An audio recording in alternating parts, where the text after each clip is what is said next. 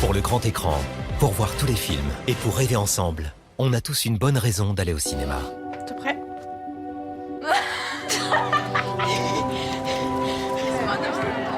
Est-ce que je peux poser une question? Est-ce que vous êtes ensemble? Non, on n'est pas en couple. Je pense qu'ils sont meilleurs amis plus. Oui, on est plus, mais genre même quasiment frères, c'est pas... Bah, peut-être que vous assumez pas.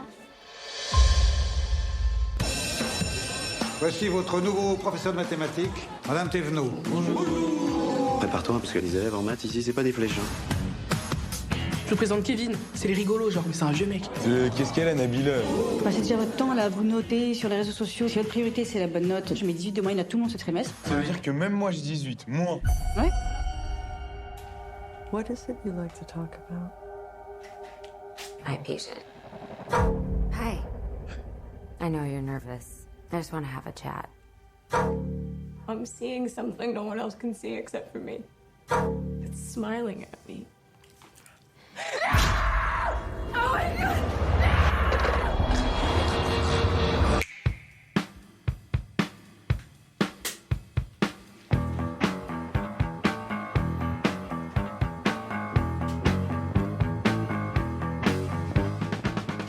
Bienvenue dans Movies, l'émission qui donne envie d'aller voir des films en salle. Toujours réalisé et présenté par Patrick Servel. Bonjour Patrick. Bonjour à toutes et à tous. Et votre serviteur Hervé Brie.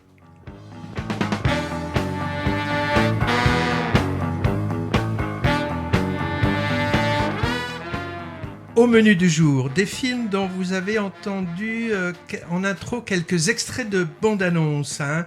Close. Oui, Close. L'école est à nous. Smile. Smile, il en manque un. Et il y en avait un autre en intro. Non, c'était la pub institutionnelle avant de parler. Et on ira voyager également un petit peu. On ira voyager en Transylvanie avec RMN. On ira voyager à Amsterdam avec le film du même nom. On ira au Caire pour une certaine conspiration du Caire. Et puis on reviendra en France pour Riposte féminine. Tout ça, ça fait 7 films. Ça fait beaucoup. J'espère qu'on aura le temps, hein.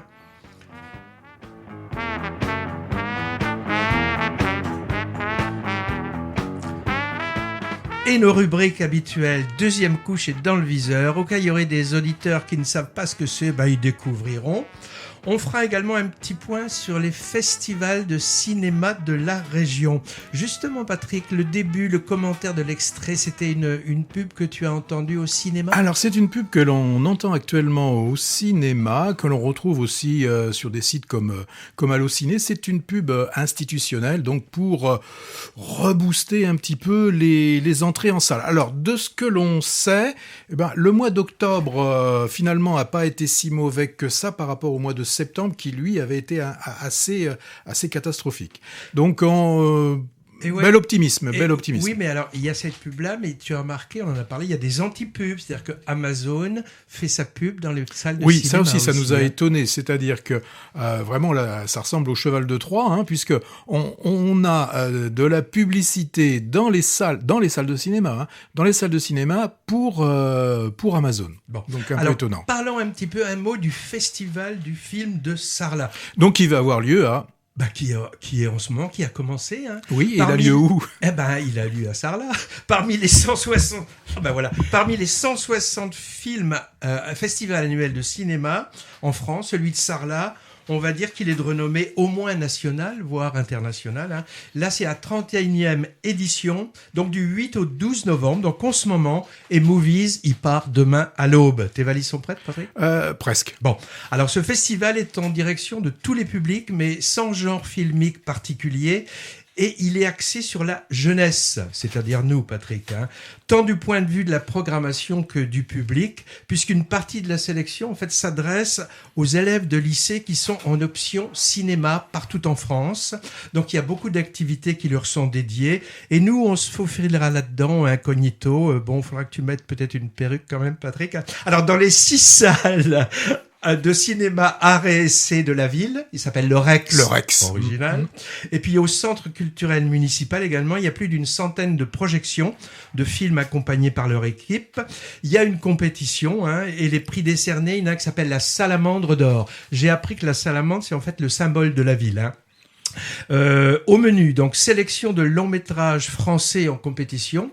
On a repéré par exemple Les Miens, le dernier film de Roche Dizem qui sort en salle en fait le 23 novembre. On le voit beaucoup actuellement, Roche Dizem, oui. Ouais, dans l'Innocent, il avait. Sélection de films du Tour du monde, 25 films du monde entier. Alors ça va du Qatar à la Norvège, en passant par la Colombie et la Corée. Quelques-uns sont déjà sortis en France, mais pour la plupart, ce sont des avant-premières. On a repéré le dernier film de Stephen Frears, qui s'appelle The Lost King. Et aussi, moi j'ai repéré celui de Cyril Serebrennikov, celui qui avait réalisé l'an dernier La fièvre de Petrov, un de mes préférés. Son nouveau film s'appelle La fiancée de, non pas de Frankenstein, de Tchaïkovski. Sélection Jeune Regard, ça c'est 10 longs métrages de jeunes cinéastes francophones. Sélection de courts-métrages professionnels, de courts-métrages également de lycéens, plus des films qu'ils n'ont pas su mettre, donc ils ont appelé ça séance spéciale. C'est le cas du film, Saint-Omer, de la française Alice Diop, qui a déjà fait la tournée de plein de festivals, qui a d'ailleurs eu le Lion d'argent à Venise, et qui est pressenti, Patrick, pour représenter la France aux Oscars du film étranger. Celui-là, il sort le 23 novembre aussi. Pour ce qui est du programme pédagogique en direction des lycéens, Fellini sera à l'honneur, puisque son film de 1953, Les Vitelloni, est au programme du bac 2023. Ce sera l'occasion d'une mini-rétrospective là-bas du maestro italien, plus conférences, analyses filmiques avec des spécialistes, et pour compléter, des débats et des ateliers animés là aussi par des professionnels. Et on a repéré, Patrick, moi j'irais bien voir le débat sur la critique ciné sur les réseaux sociaux. Ça nous concerne un peu quand même. Un petit peu, oui. Bon, tout ça a l'air passionnant. On voit sur place dès demain, et on parlera la prochaine fois des films vus là-bas qui nous ont plu. Site du festival, en fait, vous avez ça sur notre site, l'instantciné.fr. On a mis le lien. Il y a l'affiche du festival et vous cliquez dessus et vous êtes sur le site du festival. On parle d'un film maintenant dont on a entendu la bande-annonce tout à l'heure. C'est La Conspiration. Non, on n'a pas entendu. La Conspiration du Non, j'ai choisi simplement des extraits où... non, j'allais dire une bêtise puisque Smile, c'était en américain. Mais c'est vrai que je privilégie quand même des dialogues compréhensibles par tous. Qu'est-ce que c'est que cette conspiration ? Alors, cette conspiration, et tout à l'heure, tu as failli dire un autre mot, alors je sais pas si c'était un peu fait exprès, des fois il y a des choses qui sont un peu préparées avec Hervé. Bien là, c'est La Conspiration du Caire de Tariq Saleh. Alors là, qu'est-ce qu'il nous raconte ce film ? On a Adam qui va intégrer la prestigieuse université Al-Azhar du Caire, qui est en fait l'épicentre du pouvoir de l'islam sunnite.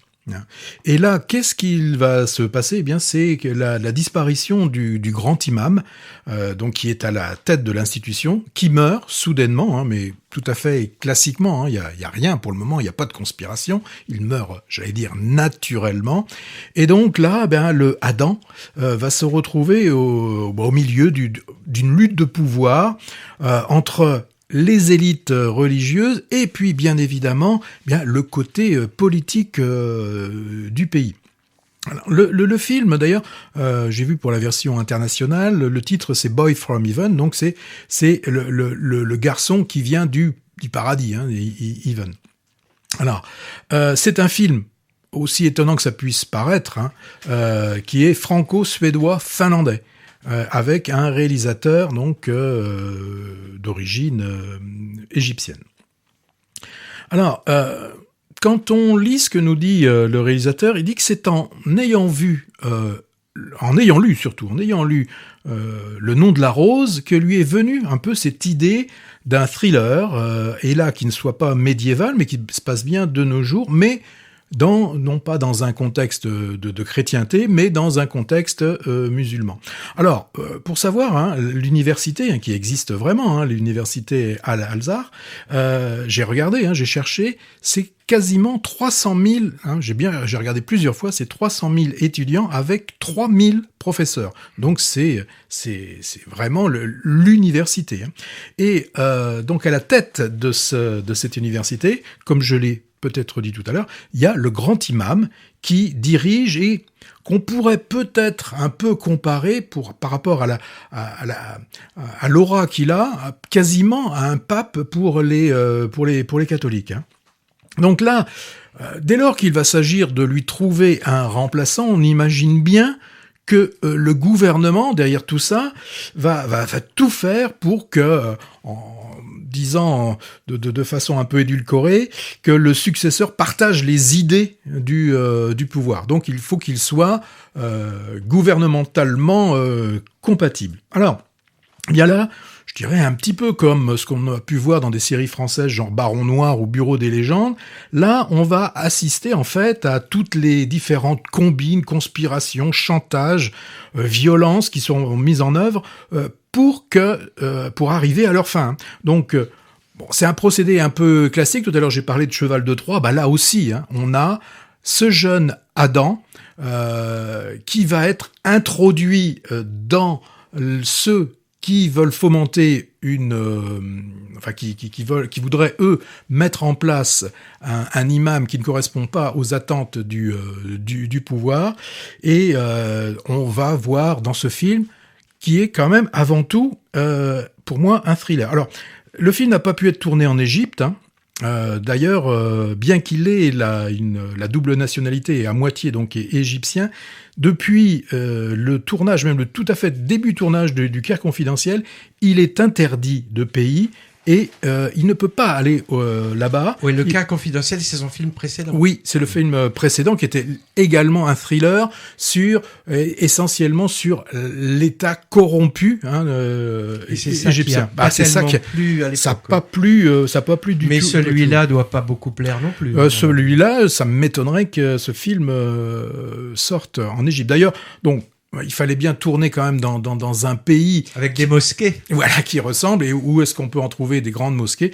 Eh bien, c'est en Turquie. Donc là, il nous décrit une société fortement corrompue, avec un pouvoir. Et là, c'est le cas de le dire, qui a tous les pouvoirs. La justice, c'est pas celle que l'on peut connaître dans nos pays. On peut pas parler forcément d'une justice au service d'un pouvoir démocratique. Alors, au niveau du jeu d'acteur, dans celui qui joue le flic, qui joue le flic, c'est celui qui était dans le film précédent, Le Caire confidentiel, c'est Fares, alors là, il a les cheveux un peu poussés, ils n'ont pas forcément la même couleur. J'ai eu du mal au début à le reconnaître.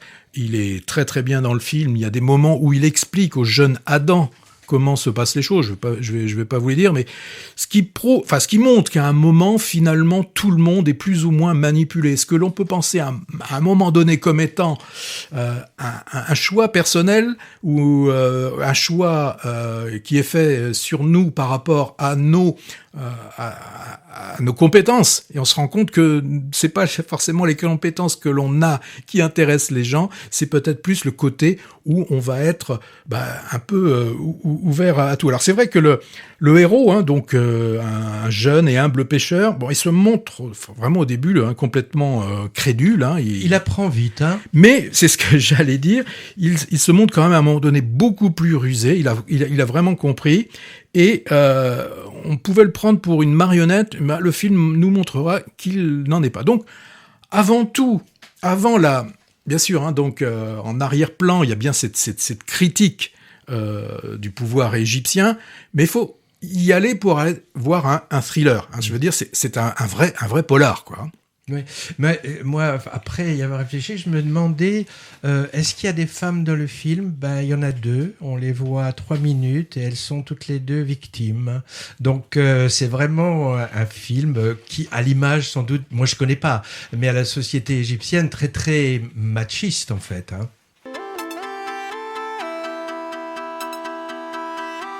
Chez va, chérie? La vie est belle.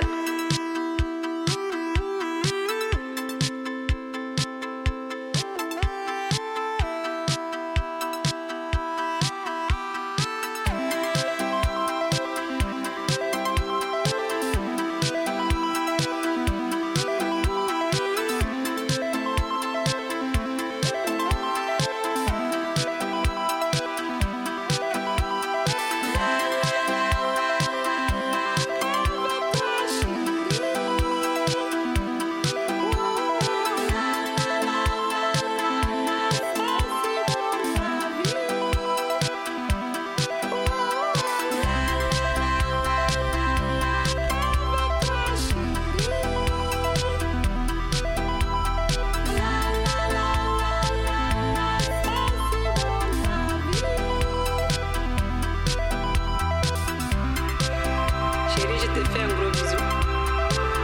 Oui, je sais pas.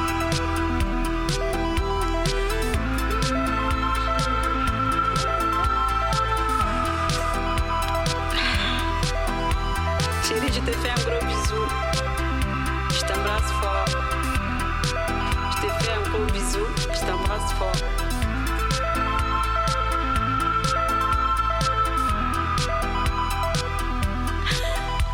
Bye bye. Bye bye. C'était un tube du duo malien Amadou et Mariam de 2006 et en fait utilisé une dizaine d'années après dans le film qui s'appelle Ava, premier film de la cinéaste originaire de Bordeaux qui s'appelle Léa Missius.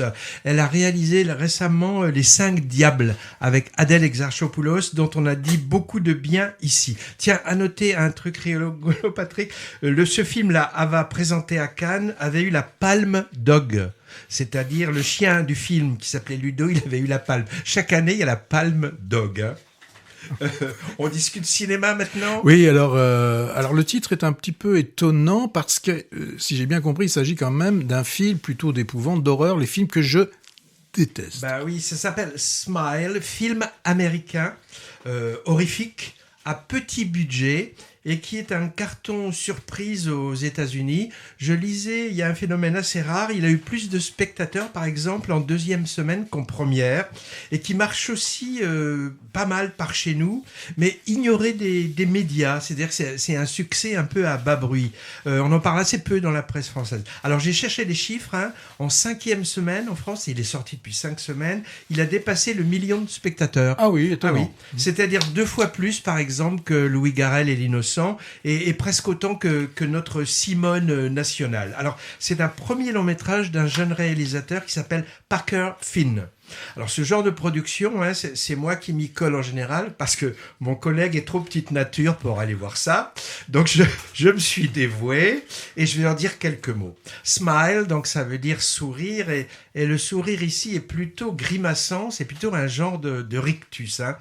L'histoire se déroule dans le milieu de la psychiatrie, et évoque une sorte de contagiosité du suicide. Donc, folie, suicide, des ingrédients qui font peur, évidemment.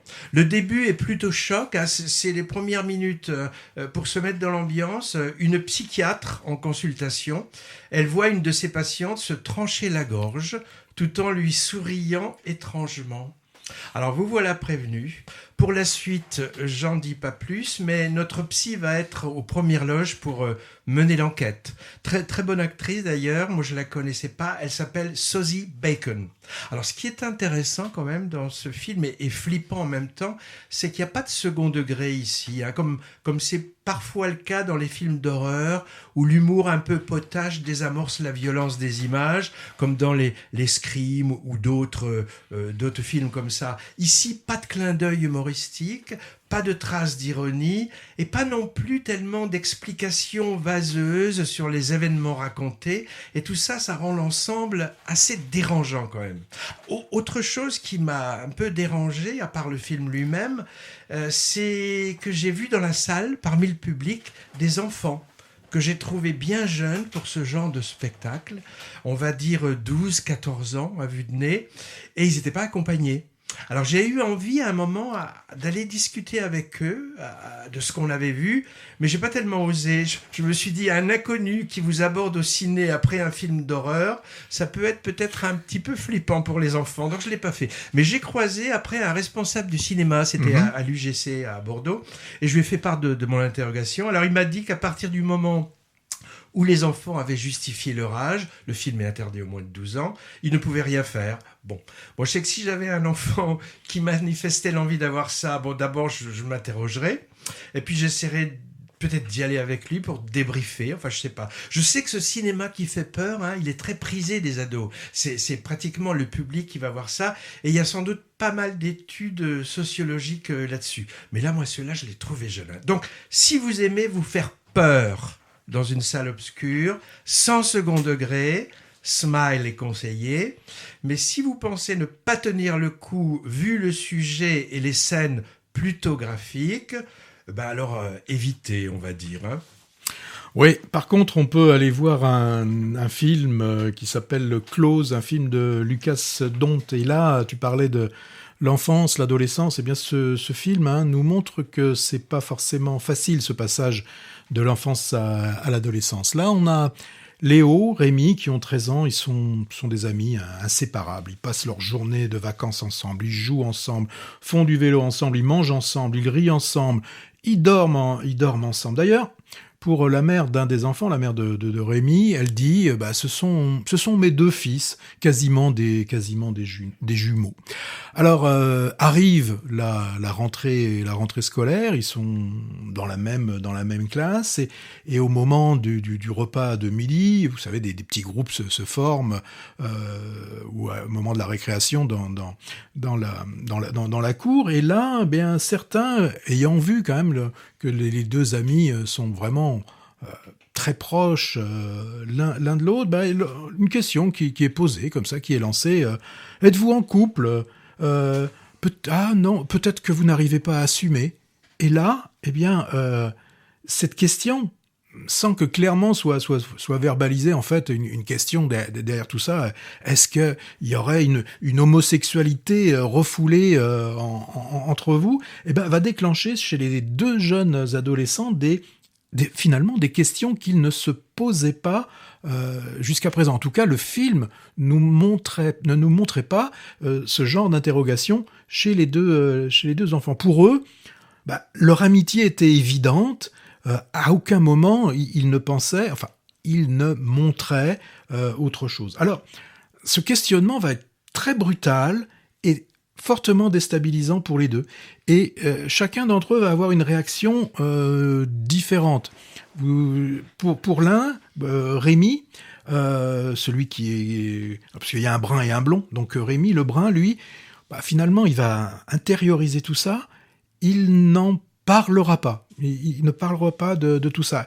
On sentira bien que chez lui, ça pose question, mais rien n'est montré. Par contre, Léo, le blond, lui, il va avoir une réaction où il va avoir une affirmation, mais vraiment forcenée, d'une sorte de masculinité, en se mettant à la pratique de choses qualifiées de viriles.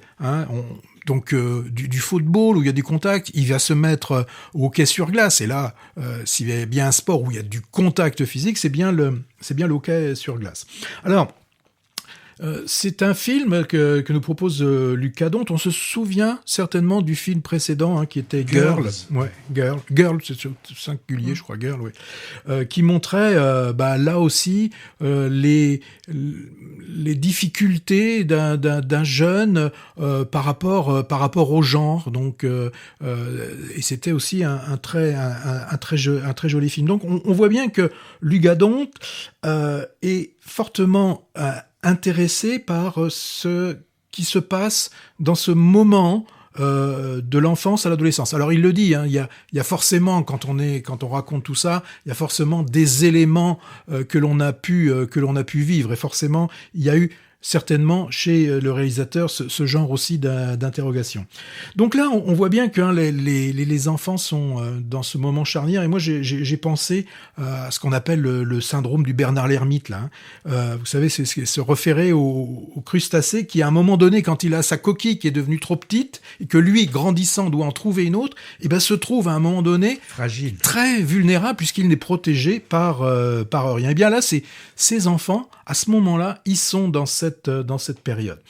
Alors, le film est admirablement servi par les deux jeunes acteurs, et également aussi par les deux mères, hein, Léa Drucker et Émilie Dequesne. Il n'y a pas de papa ? Alors, les papas sont là, ils sont présents, mais ne sont pas mis au premier plan dans le film. Mais ce ne sont pas des pères absents, hein, ce sont bien des pères qui sont présents, mais le réalisateur a fait ce choix plutôt de nous montrer les réactions des femmes. Alors, c'est un film dramatique, je n'en dirai pas plus, mais il y a un drame, et qui va à un moment donné poser forcément question sur la culpabilité. Voilà, j'en dirai pas plus. C'est un très joli film. Alors, faut pas se méprendre sur le terme joli. Non, faut pas se méprendre sur le terme joli. C'est un film, moi, que j'ai trouvé avec beaucoup de pudeur, avec beaucoup de tact, et en plus servi par des très très belles images. On voit ces enfants, c'est assez dingue dans le film. On les voit, mais courir, ils courent en permanence. Ils sont en train de courir, ces enfants. C'est pas des jeunes urbains, ça se passe à la campagne. Ça se passe à la campagne, ça se passe en Belgique, puisque les enfants participent ils ont des cours pour apprendre aussi le néerlandais, mais eux sont dans une partie plutôt wallonne. Voilà. Donc... Moi, j'ai pas vu, mais je compte bien y aller parce que j'en ai lu de bonnes choses, et ce que tu me dis me fait envie.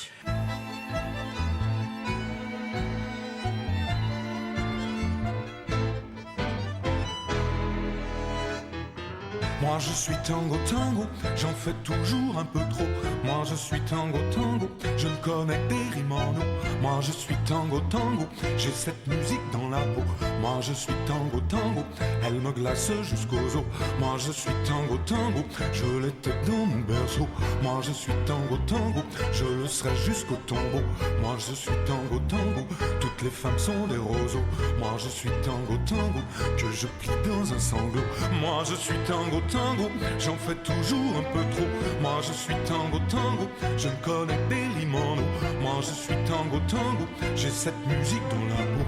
Moi je suis tango, elle me glace jusqu'aux os. Moi je suis tango, je l'étais dans mon berceau.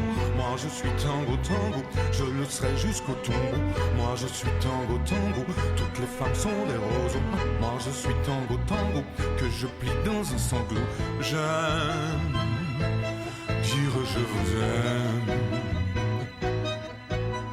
mais si c'est un blasphème, je me dis je t'aimerai toujours, même si ça ne dure qu'un jour, même si je n'ai jamais eu d'humour. Il ne m'en faut pas pour te faire l'amour. Je te serai toujours fidèle, comme je le suis à Carlos Gardel. Moi je suis tango, j'en fais toujours un peu trop. Moi je suis tango, je ne connais des rimes en eau. Moi je suis tango, j'ai cette musique dans la peau. Moi je suis tango, elle me glace jusqu'aux os. Moi je suis tango, je l'étais dans mon berceau. Moi je suis tango, je le serai jusqu'au tombeau. Moi je suis tango, toutes les femmes sont des roseaux. Moi je suis tango, que je plie dans un sanglot. Moi je suis tango, je j'en fais toujours un peu trop. Moi je suis Eh oui, les tango, Guy Marchand.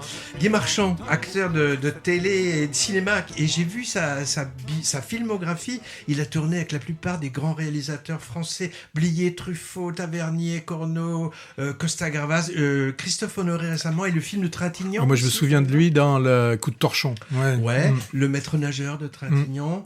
Il joue souvent des rôles de séducteur, roublard et attachant en même temps. Et chanteur, donc, occasionnel, qui fait son crooner, toujours à 85 ans.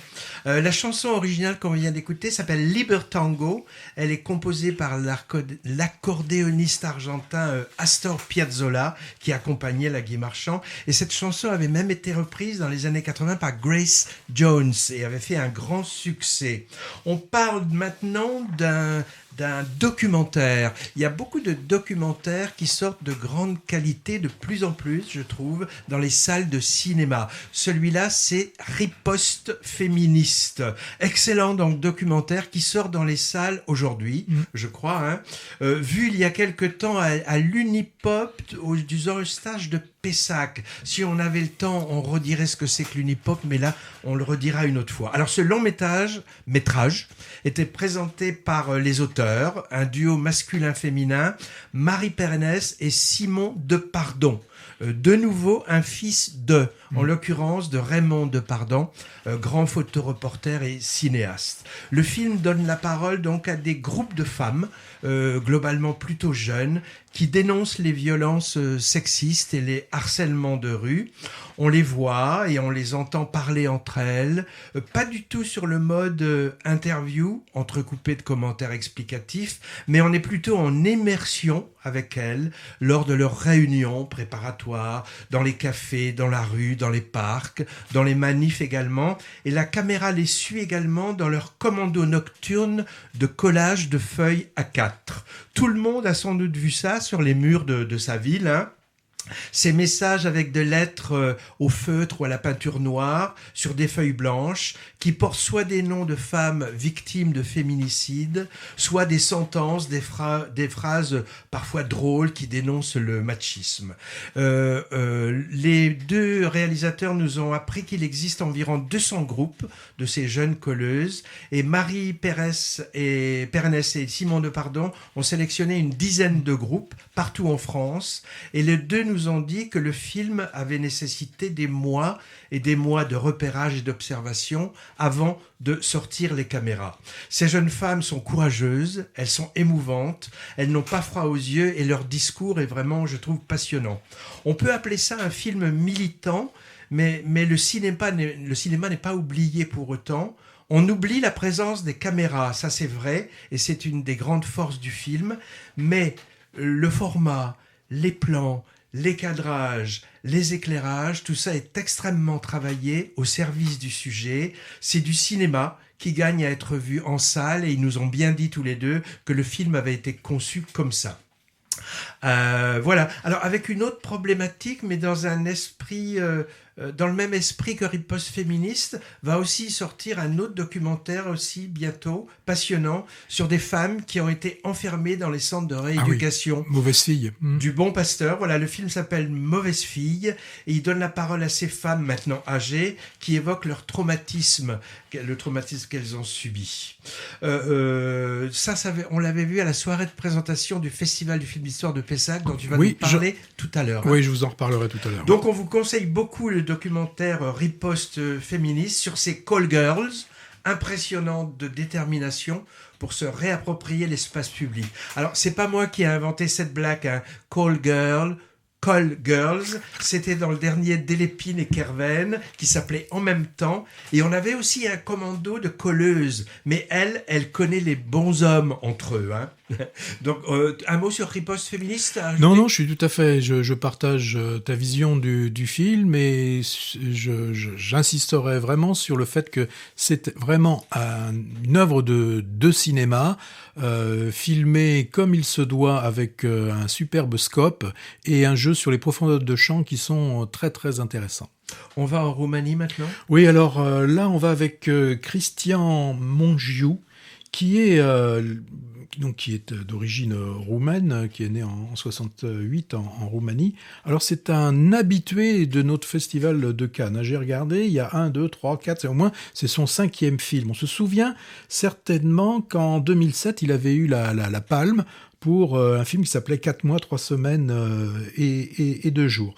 Et en 2016, il avait aussi eu le prix de la mise en scène pour un film qui s'appelait Baccalauréat, donc un film que je n'avais pas vu. Là, nous sommes maintenant en 2022 et son film s'appelle RMN. Alors, RMN, que l'on sache exactement ce que ça veut dire. Résonance magnétique nucléaire. Voilà. On fait de l'imagerie avec ça. Voilà, c'est ça. Ouais. Donc, c'est ce qu'on appelle, nous, IRM. Donc là, c'est l'acronyme en anglais.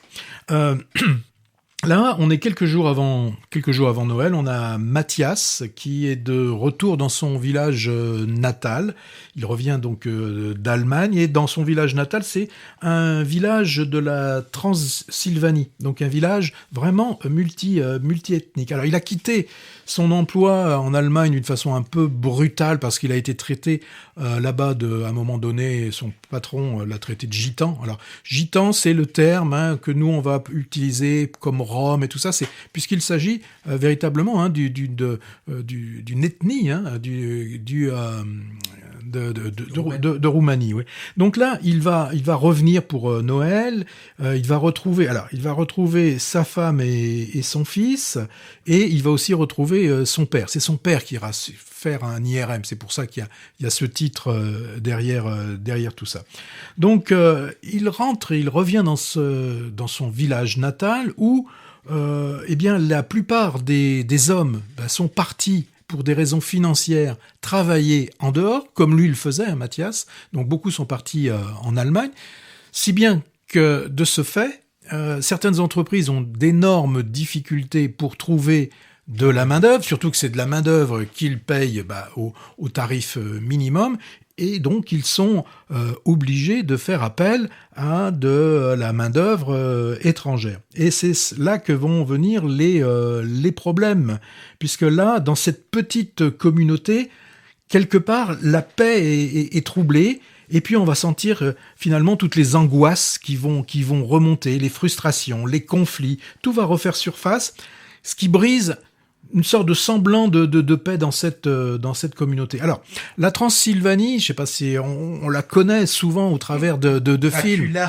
C'est le monde de Dracula, des vampires, des monstres, mais c'est surtout aussi une région qui, à l'instar de nous, quand on a eu notre Alsace et la Lorraine qui a été souvent déchirée entre plusieurs pays, eh bien eux, dans la Transylvanie, c'est une région qui a basculé par moments entre la Roumanie, la Hongrie, et donc on retrouve dans cette région des Roumains, des Hongrois. Alors il n'y a pas que, parce qu'il y a une époque, il y a eu aussi une émigration allemande, donc on a aussi un certain nombre d'Allemands, et il y a des Roms. Donc vous voyez déjà, on a à peu près 4 ethnies différentes. Donc forcément, lorsqu'on a un tel terreau, on a les mouvements populistes qui nationalistes de toutes sortes, qui s'installe. Donc le film est vraiment basé quand même sur un fond de réalité, parce que dans les années 90, il y a eu des émeutes, oui. Et il y a eu des morts suite à des bagarres ethniques. Donc là, dès lors qu'on a un autre individu qui arrive, et là ils viennent du Sri Lanka, il est tout de suite perçu comme appartenant vraiment à un autre clan et étant un ennemi potentiel. Il a une langue différente, on pense qu'il a une religion différente, mais ils sont... Oh là, j'ai la musique qui redémarrait. Ils sont de confession aussi plutôt chrétienne et catholique ou orthodoxe, en tout cas plutôt côté chrétienté. Alors, ce qui est dans ce film, pour nous aider à faire le partage de toutes ces ethnies, parce que ne maîtrisant certainement pas ni le hongrois ni le roumain, peut-être l'allemand est plus facile à détecter. Le sri lankais. Et le Sri Lankais, là, ils ont fait les distributeurs ont sous-titré avec des couleurs différentes. Donc, au début du film, c'est rappelé que la majorité est en hongrois sera en blanc, et après, chaque langue a sa couleur. Alors, on parle même aussi français, par moment, parce que on a un Français qui a été envoyé là-bas. Alors, ça les fait rire un peu jaune pour aller compter le nombre d'ours qu'ils ont en Transylvanie. Enfin, vous voyez le côté un petit peu, quelque part, derrière l'Occident, enfin, vraiment l'Europe de l'Ouest, qui vient compter dans des régions de l'Est, comme ça, qui vient un peu compter les ours. Et c'est là, à un moment donné, il lui demande, mais combien t'es payé pour faire ça? Parce que nous, finalement, les ours, on sait combien il y en a, et on pourrait peut-être faire le boulot. Donc, moi, dans ce film, j'ai vu en fait un effet de la mondialisation sur une petite commune qui est, elle, enracinée dans des traditions, même pour certaines, qui sont vraiment séculaires. Le film ne nous dit pas, n'associe pas les opinions politiquement incorrectes. On nous dit pas c'est telle ethnie qui fait ceci, qui fait cela. Tout le monde en prend pour son grade. Et ce qui est assez étonnant, c'est qu'ils parlent tous des langues différentes. Mais dans le film, ils se comprennent tous. Et même à un moment donné, ils comprennent tous l'anglais. Donc, ça veut bien dire que c'est ça. On est mondialisé. On a cette mondialisation. Donc, moi, je trouve que ce film est très intéressant. Il est rude. Il est rude. Il montre bien, là, au travers de cette vision de ce petit village de Transylvanie, la peur de l'autre, de l'étranger, et surtout de l'ignorance, en fait, et que cette ignorance peut déclencher, avoir des dégâts qui sont irréversibles. Alors, à la fin du film, j'ai échangé avec 3 ou 4 spectatrices qui, comme moi, on n'a pas forcément bien compris la toute dernière scène. Il n'a rien compris. Qui est un peu onirique, on ne sait pas exactement. Donc, si vous avez vu le film et si vous avez une explication, j'attends vos explications sur, un peu de pub, sur movies@orange.fr. Voilà ce que je pouvais dire sur ce film. Un peu de musique alors maintenant, c'est cela.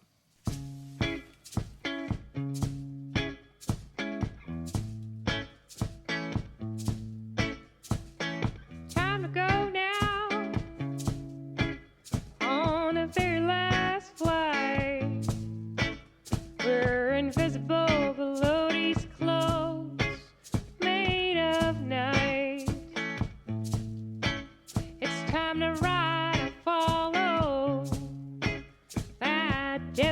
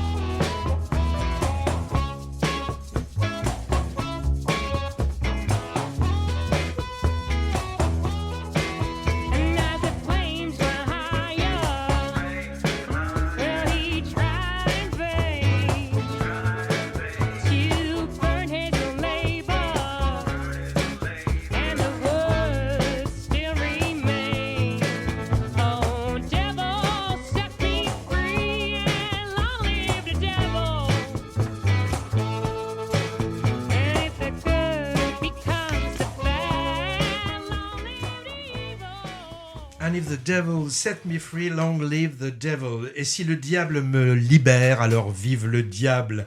C'est dans le dernier album en date du groupe de rock folk blues franco-américain Moriarty.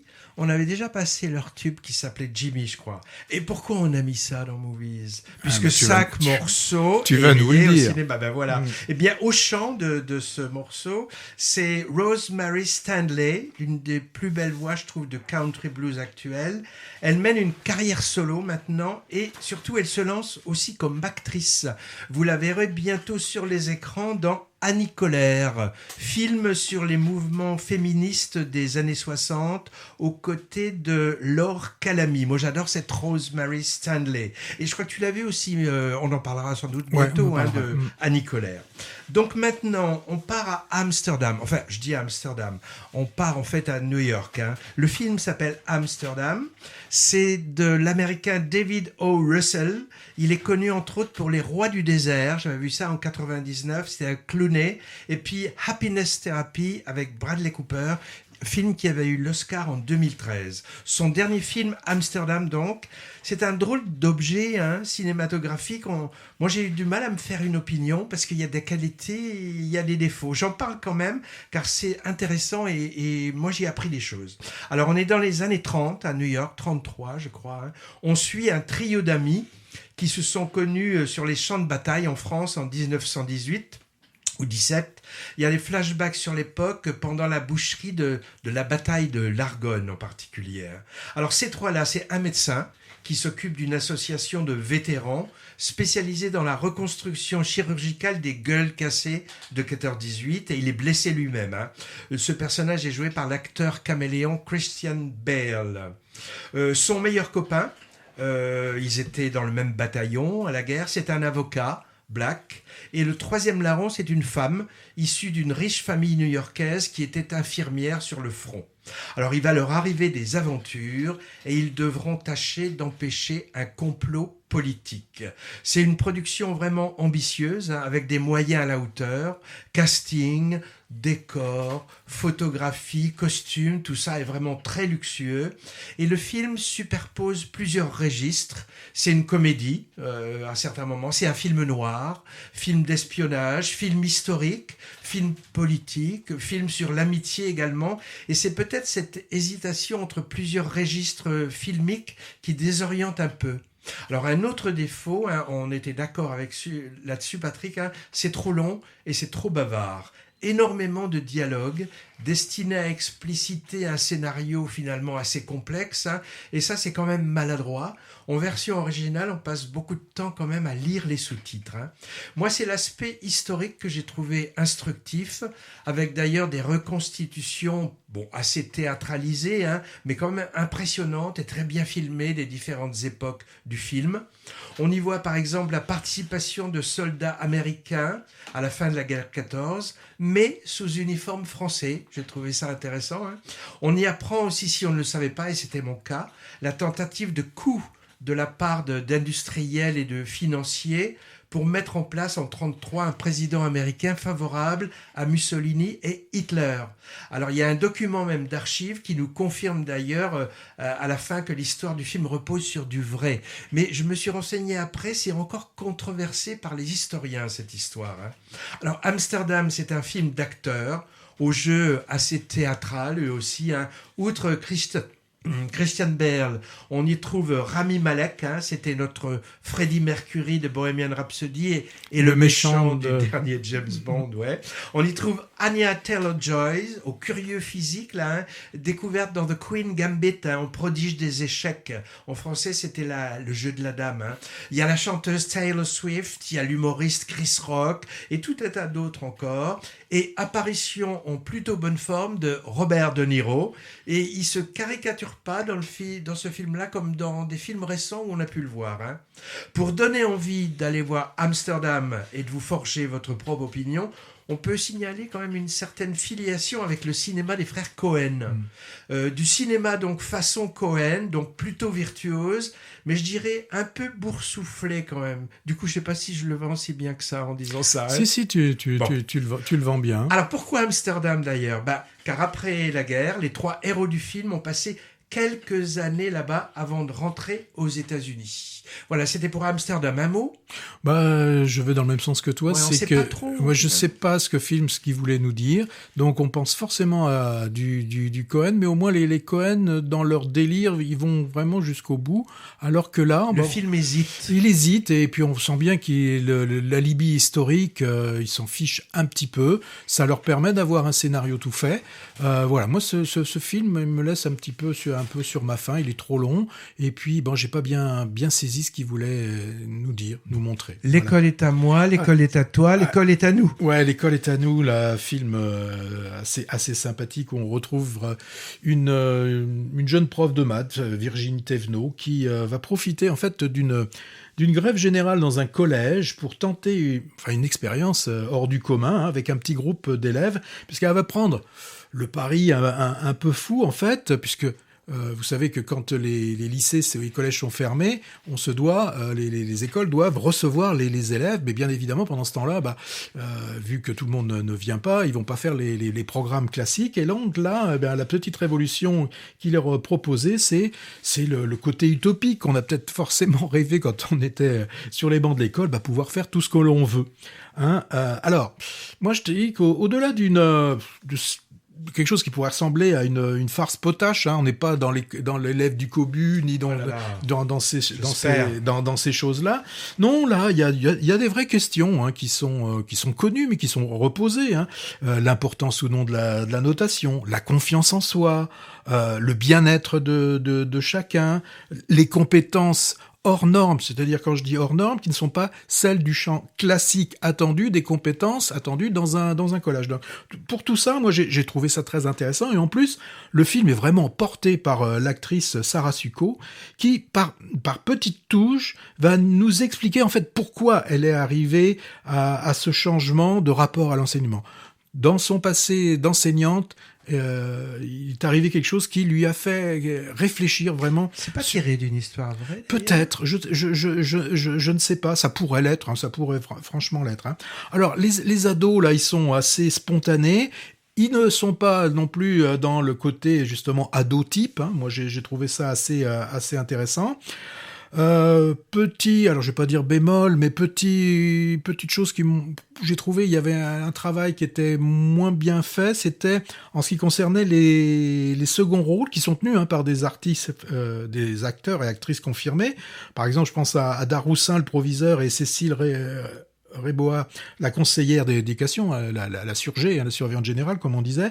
Bon, moi je trouve que ils sont un peu caricaturaux. On a brossé un portrait d'eux assez classique. On retrouve aussi, on n'évite pas le fait que le PS soit un peu sous-considéré par les autres profs. On a le prof syndicaliste, le prof désabusé, et puis aussi, on a les parents obnubilés par les résultats scolaires. Bon. C'est néanmoins un film, un feel-good movie, moi que je trouve vraiment sympathique à voir. Et quand on voit dans la production française des comédies actuellement, c'est une belle respiration. Voilà ce que je pouvais dire de ce film qui s'appelle L'école est à nous. La deuxième couche, ça concerne les films qui nous avaient plu, dont on a parlé les sessions précédentes.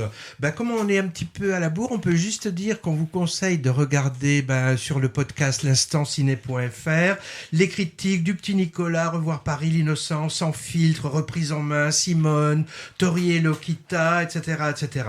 Dans le viseur, pas mal de choses. Moi, j'ai remarqué un film qui m'intrigue, ça s'appelle dans le viseur, c'est notre rubrique des films qui vont sortir bientôt, aujourd'hui ou dans quelques jours. Il y a Jackie Caillou. C'est l'histoire d'un guérisseur dans un village des Alpes. Les Harkis, qui est déjà sorti et qu'on n'a pas vu. Armageddon Time, le dernier film de James Gray, qui sort cette semaine. La couleur de l'incendie, adapté par Pierre Lemaître lui-même à partir de son roman, qui a l'air vraiment bien. Black Panther 2, film de super-héros. Et puis Pacifiction avec Benoît Magimel. Un peu plus tard, il y aura Les Amandiers et Reste un peu. Les Amandiers, c'est Valérie Bruni-Tedeschi, et Reste un peu, c'est Gad Elmaleh. Là, on triche un peu parce qu'on a vu les deux, donc on les met dans le viseur, mais on vous en parlera peut-être sans doute la prochaine fois.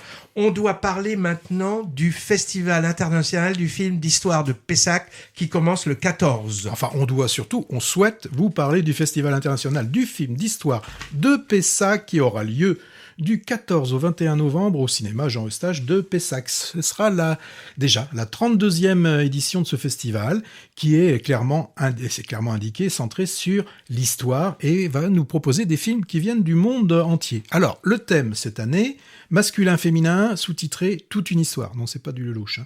C'est bien ça, masculin-féminin. Alors, Alain Rousset, qui est entre autres le président de ce festival, nous indique 35 débats, 150 invités, 70 films, et puis un découpage avec des débats qui vont avoir lieu et qui traitent de choses comme la longue marche vers la parité et l'égalité, travailleurs, travailleuses, les femmes et la guerre, Dieu, belle question, Dieu est-il macho? Histoire des féminismes, donc là justement, il y a le film Riposte féministe qui rentre tout à fait dans ce champ-là. Patriarcat, la domination masculine est-elle une fatalité?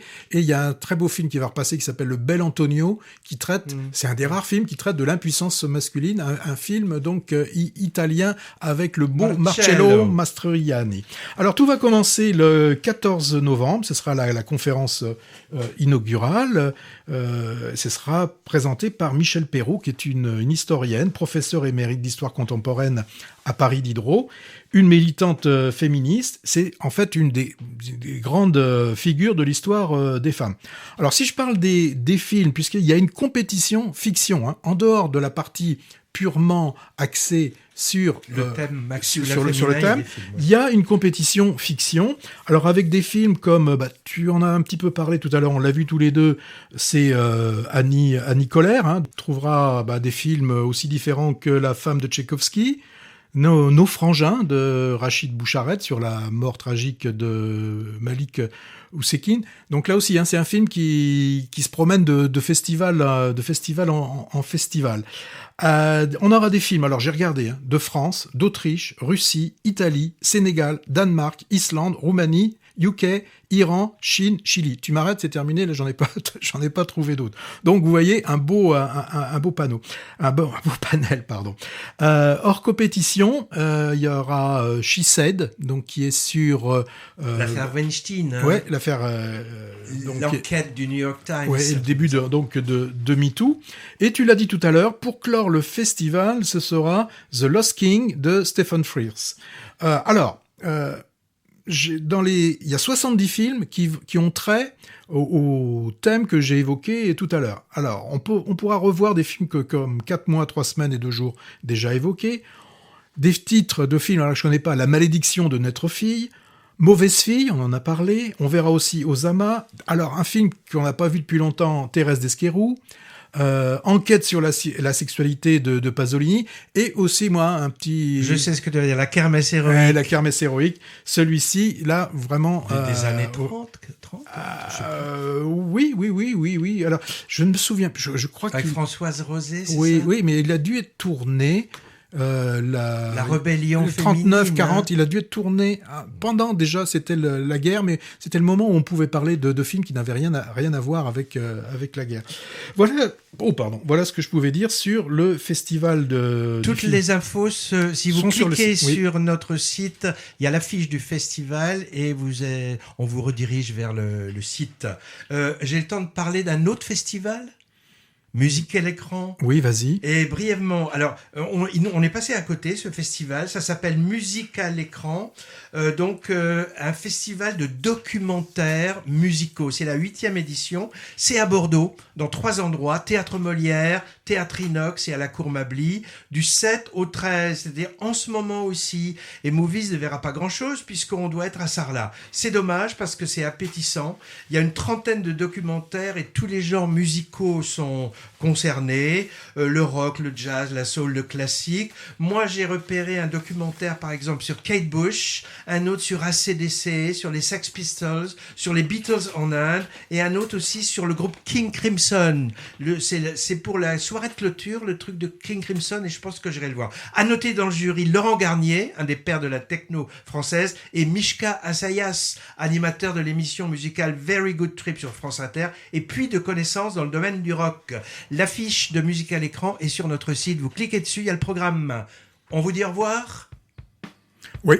Eh bien, on vous dit au revoir. On se retrouve dans une quinzaine de jours. Dans une quinzaine de jours. Bye bye. Si l'émission vous a plu, n'hésitez pas à en parler à vos camarades qui aiment bien le cinéma. Et rendez-vous sur notre site l'instantciné.fr. Tout attaché, sans comme ça. Petit truc. Voilà. À bientôt. Au revoir.